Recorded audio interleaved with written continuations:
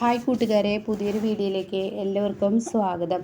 അങ്ങനെ നന്ദിനിയെ പത്മ ഒരുക്കുകയാണ് കേട്ടോ. ഇതെല്ലാം കണ്ട് വിശ്വസിക്കാനാവാതെ സൂര്യ അങ്ങനെ ഒരു പൂക്കളൊക്കെ ഇങ്ങനെ ഒരുക്കിക്കൊണ്ടിരിക്കുകയാണ്. ആ സമയമാണ് ഒരു വണ്ടി വരുന്നത്.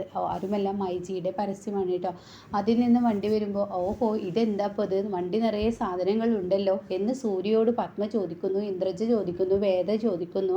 അപ്പോഴേക്കും സൂര്യ പറയണേ, നിങ്ങൾ എനിക്കൊരു സമ്മാനം നൽകിയത് കൊണ്ടും സർപ്രൈസ് നൽകിയത് കൊണ്ടും ഞാൻ നിങ്ങൾക്ക് തിരിച്ചൊരു സമ്മാനം നൽകേണ്ടേ. അപ്പോഴേക്കും ഇന്ദ്രജ് പറയണേ, നീ വീട്ടിലുള്ള പഴയ സാധനങ്ങളെല്ലാം കൊണ്ടുപോയത് ഇതിനാണോ?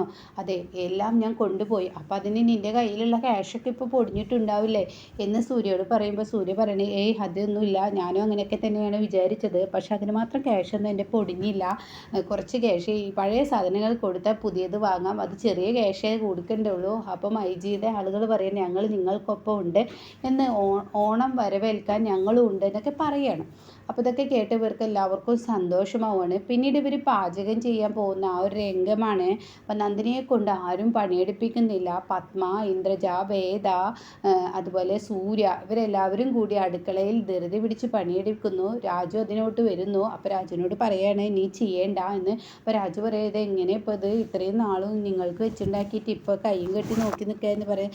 അതെ, അതുകൊണ്ട് തന്നെയാണ് ഞങ്ങൾ ഒന്നും ചെയ്യേണ്ടെന്ന് പറഞ്ഞത്, ഞങ്ങൾ എല്ലാം നിങ്ങൾക്ക് ചെയ്തു തരാം എന്ന് പറഞ്ഞിട്ട് പത്മ, ഇന്ദ്രജ, വിജയ് അവരൊക്കെ അങ്ങനെ എല്ലാവരും ഓരോന്ന് ചെയ്യുമ്പോൾ നന്ദിനി പറയാണ്, ഞാൻ ചെയ്തോട്ടെ എന്ന് പറയാണ്. ഏയ് അതിൻ്റെ ആവശ്യമില്ല, നീ നോക്കിയിരുന്നാൽ മതി എന്ന് പറയാണ്. അങ്ങനെ ഊണ് നല്ല വിഭവസമൃദ്ധമായി മക്കളും എല്ലാവരും ഒരുക്കിയിരിക്കുകയാണ്. ടേബിളിൽ കൊടുന്നു വെക്കുന്നു, നന്ദിനിയെ ഇരുത്തുന്നു. ആ സമയം നന്ദിനിക്ക് വിശ്വസിക്കാനാവുന്നില്ല. സൂര്യക്ക് സന്തോഷം കൊണ്ട് കണ്ണു നിറയുകയാണ്. ഇതേ സമയം പത്മ ഊണ് വിളമ്പാൻ പറയാണ്. അപ്പോൾ രാജുവാണ് വിളമ്പുന്നത്. അപ്പോൾ രാജു ഇരിക്കുന്നില്ലേ എന്ന് ചോദിക്കുമ്പോൾ രാജു പറയണേ, നിങ്ങൾക്ക് വിളമ്പിത്തരാൻ ഒരാൾ ആവശ്യമുണ്ടല്ലോ, അപ്പോൾ അതുകൊണ്ട് ഞാൻ വിളമ്പിക്കോളാം, ഞാൻ വിളമ്പിത്തരാം, നിങ്ങൾ കഴിച്ചോളൂ. അങ്ങനെ എല്ലാവരും കഴിക്കാൻ ഒരുങ്ങുമ്പോൾ പത്മ പറയണേ, ആരും കഴിക്കല്ലേ എന്ന്. അത് കേട്ട ഉടനെ അതെന്താ കഴിക്കല്ലേ എന്ന് പറയുന്നത്, അതൊരു കാര്യമുണ്ടെന്ന് കൂട്ടിക്കോ. അങ്ങനെ പത്മ ഉരുളകളായി നന്ദിനിയുടെ വായിൽ വെച്ച് കൊടുക്കുകയാണ്. അപ്പോൾ നന്ദിനിക്ക് വിശ്വസിക്കാനാവുന്നില്ല. അതേ മോളെ, നീ കഴിക്ക്, ഈ അമ്മ തരുന്നത് നീ കഴിക്കണം. അമ്മേ എന്നുള്ള വിളിയും അമ്മ മകൾക്ക് ഭക്ഷണം വാരി കൊടുക്കുന്നതൊക്കെ കണ്ട് സൂര്യയുടെ കണ്ണ് നിറയുകയാണ്. വിശ്വസിക്കാനാവാതെ നന്ദിനിയും അത് അമ്മ എനിക്കോ അതെ മോൾക്ക് വാരിത്തരണമെന്ന് എനിക്ക് തോന്നി, അതുകൊണ്ടാണ് തന്നത്. അങ്ങനെ എല്ലാവരും ഇങ്ങനെ ഭക്ഷണം കഴിക്കുകയാണ്. എന്നാൽ വിജയ് പറയാണ്, ഇന്നത്തെ ഭക്ഷണത്തിന് അപാര രുചിയാണ്. കാരണം നമ്മൾ തന്നെ ഉണ്ടാക്കുന്ന ഭക്ഷണം നമ്മൾ തന്നെ കഴിക്കുമ്പോൾ അതിൻ്റേതായ ഒരു രുചി വേറെയാണല്ലോ എന്ന് പറയുന്നുണ്ട്. അങ്ങനെ അവർ പരസ്പരം അങ്ങോട്ട് പങ്കിട്ടൊക്കെ കൊടുക്കുമ്പോൾ സൂര്യ ഇങ്ങനെ നോക്കുമ്പോൾ, എന്താടാ നീ എന്നെ നോക്കുന്നേ? ഏയ് ഒന്നുമില്ല, ഇത് പത്മ മേഡം തന്നെയാണോ എന്ന് നോക്കുന്നു. പത്മ മേഡം ഇപ്പോൾ വലിയൊരു സംഭവമായി മാറിയിരിക്കുന്നു, നീ ഒന്ന് പോടാ എന്ന് പറയുന്നു. പിന്നീട് ഇവർ ഊണൊക്കെ കഴിഞ്ഞതിന് ശേഷം തിരുവാതിര കളി കളിക്കുക എന്ന് പറഞ്ഞിട്ട് എല്ലാവരും തിരുവാതിര കളിയൊക്കെ കളിക്കുന്നു കേട്ടോ. അങ്ങനെ അവരുടെ കയ്യൊട്ടുപാടും അങ്ങനെയുള്ള ആ പരിപാടിയൊക്കെ ആയി നല്ല ഭംഗി തന്നെയാണ് കേട്ടോ. അങ്ങനെ എല്ലാം കഴിഞ്ഞതിന് ശേഷം പിന്നീട് നന്ദിനി ഉച്ചയ്ക്ക് കിടക്കാൻ പോകുന്ന സമയം സൂര്യ പത്മ വരികയാണ്. അപ്പോൾ പത്മ ഇങ്ങനെ അടുത്തിങ്ങനെ ഇരിക്കുന്നുണ്ട്. ഇതാ മോളെ, നീ ഇങ്ങോട്ടേക്ക് വാ എന്ന് പറയാണ്. അപ്പോൾ നന്ദിനിക്ക് വിശ്വസിക്കാനാവുന്നില്ല, തന്നെ തന്നെയാണോ?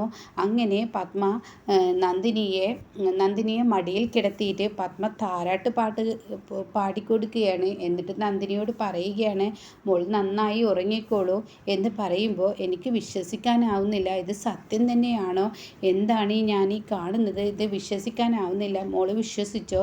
അപ്പോൾ ഉടൻ തന്നെ നന്ദിനി പറയണേ, അമ്മ എന്നുള്ള വിളിയും എല്ലാം കൂടി എനിക്ക് എൻ്റെ അമ്മയെ തിരികെ കിട്ടിയതുപോലെയാണ് എനിക്ക് തോന്നുന്നത്. അപ്പം പത്മയാണെങ്കിലോ നന്ദിനിയുടെ നെറുകയിൽ ഒരു ഉമ്മ കൊടുക്കുകയാണ്. മോളിത് വിശ്വസിക്കണം, മോള് ചെയ്തതിനെല്ലാം തെറ്റ് തിരുത്തുകയാണെന്നൊക്കെ പറയാണ്. അപ്പം നന്ദിനി പറയണേ, ഇത് എൻ്റെ പത്മ മേഡം തന്നെയാണോ? ഈ ഓണം എല്ലാവരേക്കാൾ വലിയൊരു ഓണമാണ് എനിക്ക്. കാരണം ഇങ്ങനെ ഒരു ഓണം എനിക്ക് എൻ്റെ ജീവിതത്തിൽ പോലും തിരിച്ച് കിട്ടില്ല. കാരണം എന്തെന്ന് വെച്ചാൽ പത്മ മേഡം എന്ന് വിളിച്ചിരുന്ന മേഡത്തിനെ ഇന്ന് ഞാൻ അമ്മ എന്ന് വിളിക്കുന്നു. സന്തോഷിക്കുന്നു, അമ്മ എന്നെ മകളെപ്പോലെ സന്തോഷിപ്പിക്കുന്നു. ഇതൊക്കെ കാണുമ്പോൾ എന്താണ് പറയേണ്ടതെന്ന് എനിക്കറിയില്ല.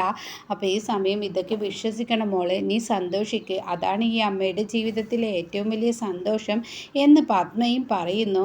അങ്ങനെ പത്മയുടെ ഈ വാക്കുകളൊക്കെ കേട്ട് വലിയ സന്തോഷത്തോടു കൂടി പത്മയുടെ മടിയിൽ തലചായ്ച്ച് പതിയെ കിടന്നുറങ്ങുകയാണ് നന്ദിനി. അപ്പം നന്ദിനിയെ ഇങ്ങനെ തലോടിയും കൊണ്ടിരിക്കുകയാണ്.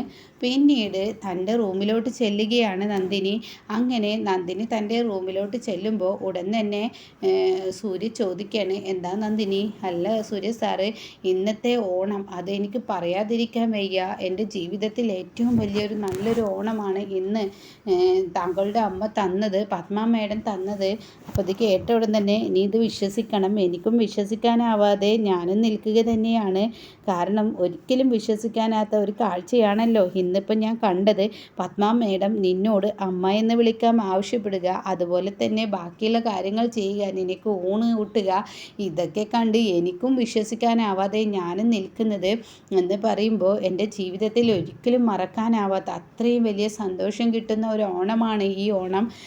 കാരണം എനിക്ക് എല്ലാ സൗഭാഗ്യങ്ങളും തരുന്നത് ഈ സൂര്യ സാറാണ്. അപ്പം നീ എന്നെ മറന്നോ? ഇല്ല എന്ന് പറഞ്ഞില്ലേ? കാരണം എല്ലാ സന്തോഷവും എൻ്റെ സൂര്യ സാറിലൂടെയല്ലേ എനിക്ക് കിട്ടുന്നത്. സൂര്യ സാറിന് കാരണമല്ലേ എനിക്ക് ഇത്രയും വലിയ സൗഭാഗ്യങ്ങൾ എൻ്റെ ഉള്ളിൽ എൻ്റെ അടുത്തോട്ട് വരുന്നത് സൂര്യ സാറാണ് എന്നൊക്കെ പറഞ്ഞിട്ട് സൂര്യയും നന്ദിനിയും പരസ്പരം ഹിമവെട്ടാതെ ഇങ്ങനെ നോക്കുകയാണ്. പിന്നീട് പത്മ തൻ്റെ മകളെ ഉറക്കുന്ന ആ ഒരു രംഗമാണ് കേട്ടോ. എൻ്റെ സ്വന്തം മോളാണെന്നൊക്കെ പറഞ്ഞിട്ട് ഉറക്കുന്ന ആ ഒരു കിടുക്ക രംഗമാണ്. അപ്പോൾ പത്മ കരയുന്നുണ്ട്. ഞാൻ ഒരുപാട് തെറ്റ് ചെയ്തിട്ടുണ്ട് എൻ്റെ മോളോട്, ഇപ്പോൾ എനിക്കത് തിരുത്തണം, ഇപ്പോൾ മനസ്സിനൊരു സുഖമുണ്ട്, സന്തോഷമുണ്ട്, എന്തായാലും വല്ലാത്തൊരു സന്തോഷം തന്നെ, എൻ്റെ കുഞ്ഞിന് ഇനിയൊരു കുഴപ്പമുണ്ടാവില്ല എന്നൊക്കെ ഇങ്ങനെ പറഞ്ഞിങ്ങനെ ആശ്വസിപ്പിക്കുന്ന ആ വാക്ക് കേട്ടോ.